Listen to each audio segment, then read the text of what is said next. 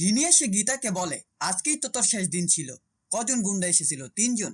হ্যাঁ বন্ধুরা, গীতা এলএলবি ধারাবাহিকের আজকের পর্বে ধারাবাহিকের শুরুতে আমরা মুখার্জি বাড়িতে দেখতে পাই সঞ্জয় ও টিপ ঘরে বসে আছে। তখন টিপ সঞ্জয়কে বলে, আমাদের সবেমাত্র বিয়ে হয়েছে, এখন থেকে আমরা দুজন স্বামী স্ত্রী। তুমি আমাকে কখনো ছেড়ে যাবে না তো? কথা দাও সঞ্জয়, তুমি আমাকে কখনো ছেড়ে যাবে না। এরপর সঞ্জয় উত্তর দেয়, আমি তোমাকে ছাড়া আর কোথাও যাব না, আমি তো তোমাকে ভালোবাসি।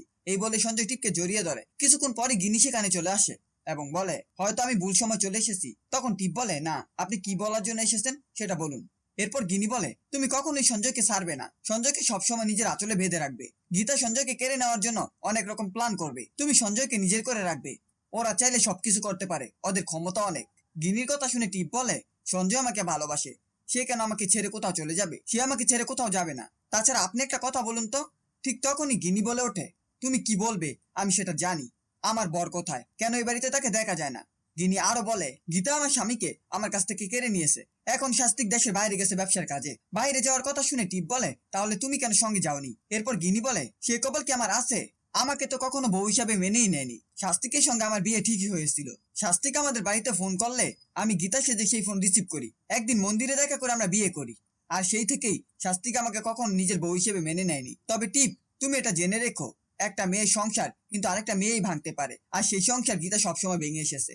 এরপর আর কিছু না বলেই গিনি ঘর থেকে বেরিয়ে যায় এবং মনে মনে বলে, আমি জানি এটাই স্বস্তি, কিন্তু এই খেলায় আমি কখনোই গীতাকে জিততে দেব না। এর পরের দিকে আমরা প্রিয়ঙ্কদা চ্যাটার্জির বাড়িতে দেখতে পাই প্রিয়ঙ্কদা ফোনে তার নার্সিংহোমের মেশিনপত্র নিয়ে কথা বলছিলেন। সেই সময় অগ্নিজিৎ মুখার্জি গিয়ে বলেন, আমি একটা জরুরি কথা বলার জন্য এখানে এসেছি। গীতাকে গুন্ডারা আক্রমণ করেছে, সে এখন হাসপাতালে ভর্তি।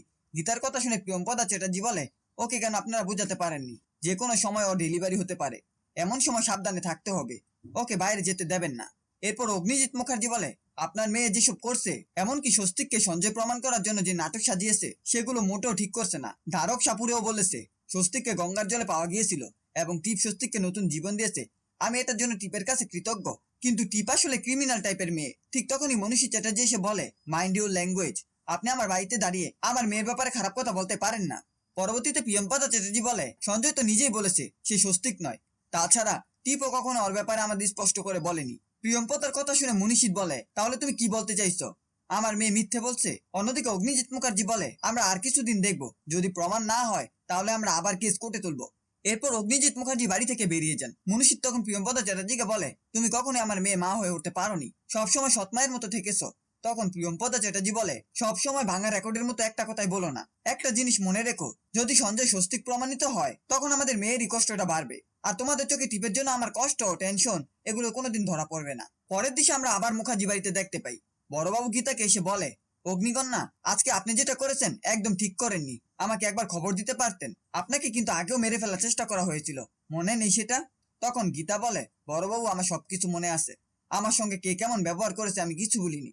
কিছুক্ষণ পর অগ্নিজিৎ মুখার্জি এসে বলে, বড়বাবু আপনি একদম ঠিক বলেছেন, আপনাকে একবার জানানোর প্রয়োজন ছিল। এরপর তিনি আরো বলেন, আচ্ছা বড়বাবু, গীতাকে কারা আক্রমণ করেছে সেটা কি জানা গেছে? ঠিক তখনই গিনি এসে গীতাকে বলে, আজকে তো তোর শেষ দিন ছিল, তাই না? কজন গুন্ডা এসেছিল? 3 জন। তখন গীতা বলে, তুই কিভাবে জানলি 3 জন গুন্ডা এসেছিল? গীতার কথা শুনে গিনি থ হয়ে দাঁড়িয়ে থাকে, আর কিছুই বলতে পারে না। এই ছিল গীতা এলএলবি ধারাবাহিকের আজকের আপডেট। ভিডিওটি ভালো লাগলে চ্যানেলটিকে সাবস্ক্রাইব করে পাশে থাকা বেল আইকনটি অন করে দিন এবং আপনাদের মূল্যবান কমেন্ট করতে ভুলবেন না।